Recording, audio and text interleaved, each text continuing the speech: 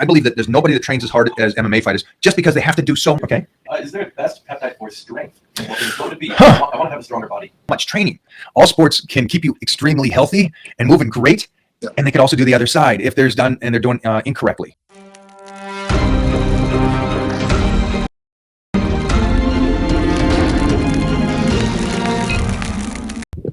21. I want to be a professional tennis player. I've got shoulder issues, left knee issues, and TMJ issues. Is this from overplaying, or could it be from other health factors? Wow, I mean that's 21. Shoulder issues, left knee issues. So TMJ. So obviously the shoulder issues and the knee issues. Did you acquire that while you were playing?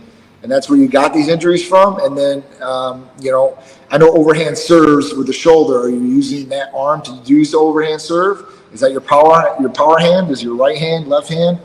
At that point, you're going to have to look at some of these different things. It could be health factors. There's something wrong, right? Have you had an MRI? 21's so young to have that much going on. Right off the bat, right? But the only way you're really going to know is if you get a scan. You definitely probably should get an MRI scan. You go to a physician, get that, see what's going on. Because at this point, you're kind of guessing. You kind of say, oh, I really don't know what this is. It's just an injury. Because injuries, after so long, you get over the injury. But if something's damaged, then you got to say, hey, listen, this is damaged. This might not heal, or it might heal incorrectly. If it heals incorrectly, then you're going to have a chronic feel of injury. So at that point, you need to see what's going on. TMJ, that's in the jaw. Sharice has it from an accident, as far as that goes. Now, what caused that? Did you hit your mouth on something? Was it something? How long have you had these issues too, as well? I mean, that's a big thing. But overplaying shouldn't hurt the TMJ unless you're moving a lot, then it's hurting. I mean, the shoulder and the knee, you're moving in tennis. I mean, that's an athletic sport. You're going to move, and at that point, you're using your shoulders to hit with the racket, maybe. So you got to look at that. Yeah, check that form. See if you have a coach, if he's critiquing you on your positioning and stuff. So the one thing I would say is all sports can keep you extremely healthy and moving great. Yeah. And they could also do the other side if there's done and they're doing incorrectly. So, and then flukes happen, but it sounds like these injuries are been there for a while, and we got to take care of those injuries. But jump back, watch form. Like everything John was just talking about, and see how long these have been hanging there, and then just get in there, see a sports doctor, get some MRIs on those knees and stuff, see what the cartilage. Yeah, see somebody. Yep. Really dig into that, and then talk to and do research on peptides to help those. Yeah. I mean, you could try PBC 157 and TB 500 in those areas and see how it works. I mean, it's definitely helped a lot of people out as far as that goes. Now, I do know one thing, and I always put that out there because I never want to be untransparent to people. I want to be transparent as far as that goes. I noticed something about you. I got to stop you because you do one thing that's really great. And I see this hype, like we said, about what these peptides can do. And you put it out there and going, this is what it's made. This is what I've seen. Right. But you don't overhype them. And I see a lot of companies overhype them and go, listen, you do this, you're going to come out the other side like the world's strongest man. Yeah. And it's like, okay, well, everybody's different. Maybe this will help some people. But I like that you keep it like all this is baby steps. Keep it real with people. I want them to understand, that these things help and these things are tools that we're going to be able to utilize, hopefully. But not telling them like this is going to be the end all be all, because it's not true. And a lot of people, they push it, they're pushing products and all that. And that's just not the right way to be. I want to make sure that these people, they know what they're getting into. Like, oh, John said this and you lied to me. I'm not going to do that.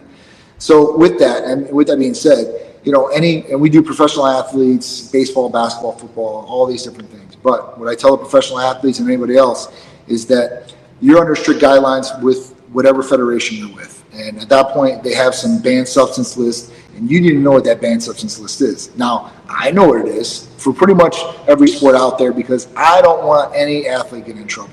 So I always tell them, listen, if you're in a federation where this could be a banned substance, then I would recommend taking it. How are peptides right now? How are peptides? Do you either of you guys know? Does anybody know about peptides right now in I know Major that. League or UFC or any of these things? So baseball has changed a little bit from their strike and everything that's went on this last year. I'll have to look at the updated version. But WADA, so the World Agency of Doping, they are going to be banned as far as BPC 157, TB 500, MK 677, HCG, and clomiphene, all these different things. They do have a waiver system in place for some things too as well. And so these different federations that, you know, a UFC fighter, if he gets prescribed and there's documentation, they can have HRT in some aspects and stuff like that. I don't know if you guys knew that outside of this talk, Yeah. that there are organizations, and I love that the UFC or other fight organizations have talked about this.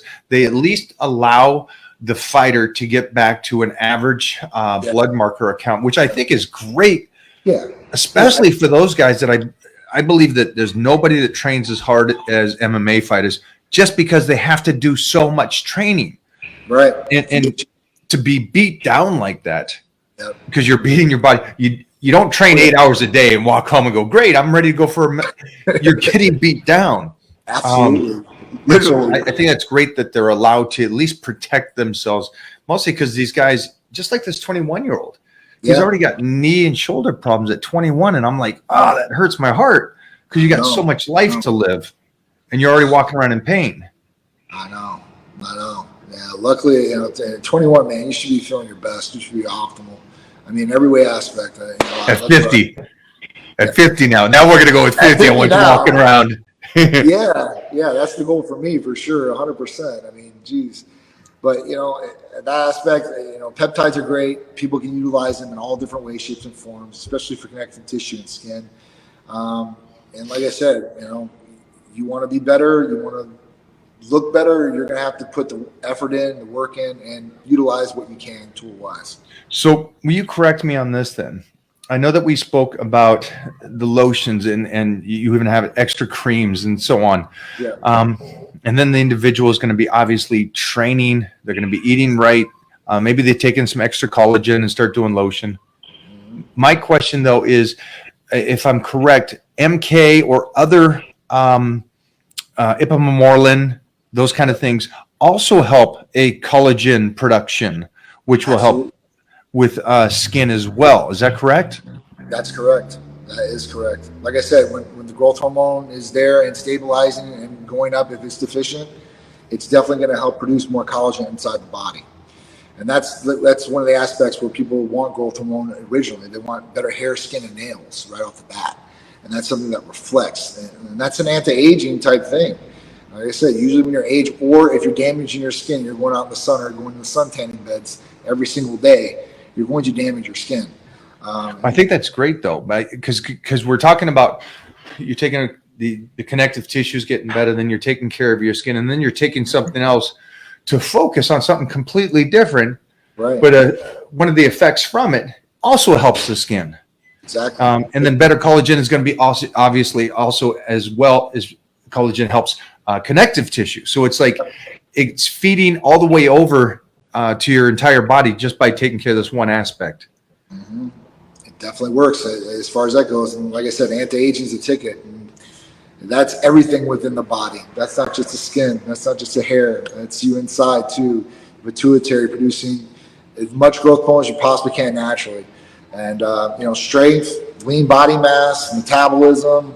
I mean, all these things are generated from that area and everything else that goes within. I mean, like I said, it's all connected. It's all connected in some way. I love this. Let's go. Yeah. Let's finish up with a couple more questions here. Sure. Or is there anything else you'd like to talk about on this aspect, Johnny, that you have? Man, covered a lot. Jeffrey, you anything? I'll get a couple questions here. Okay. Is there a best peptide for strength? And what would it be? Huh. I want to have a stronger body. Yeah. So MK677 ibutamoren, that's going to be the best peptide for strength.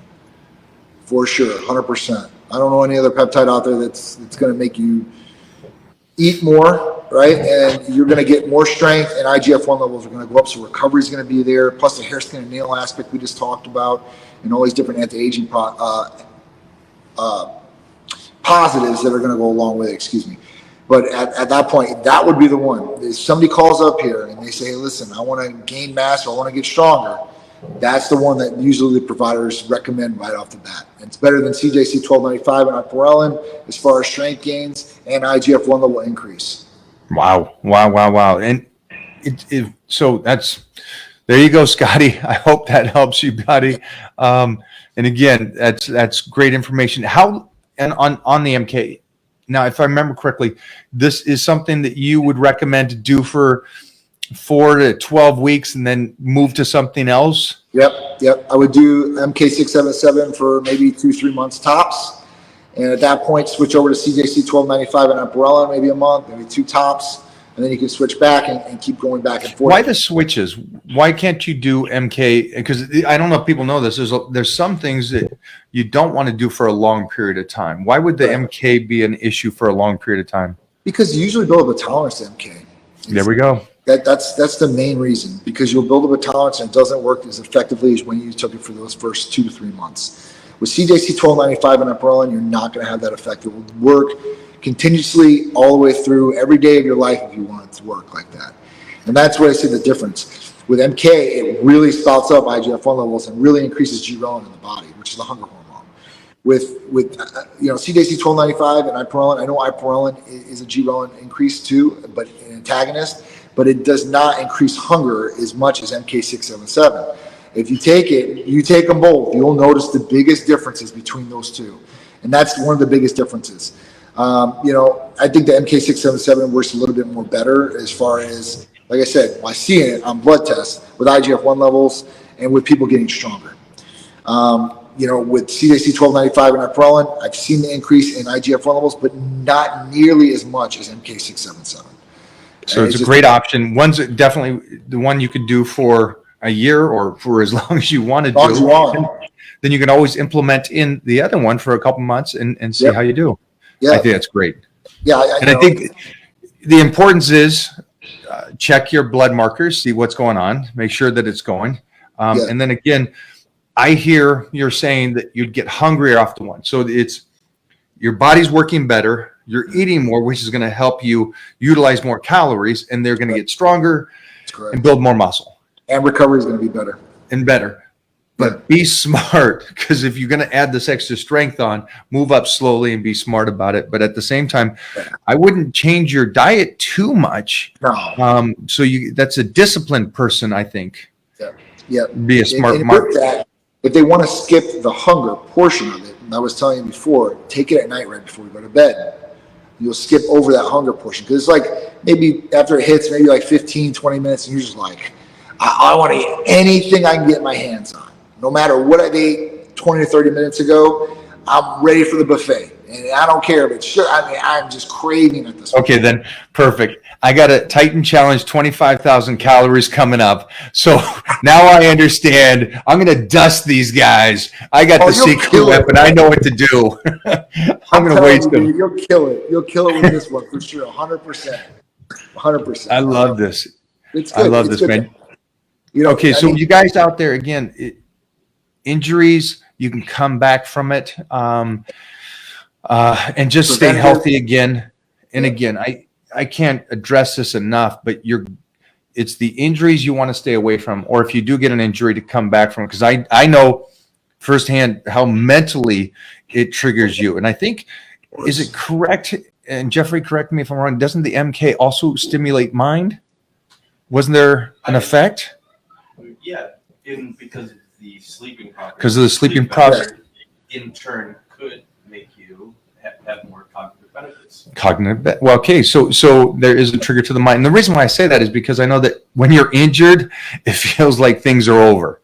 Especially for somebody like me that loves the exercising and staying healthy. So for you guys out there, there's a couple bonus things as you're healing and getting better and better sleep and happier person.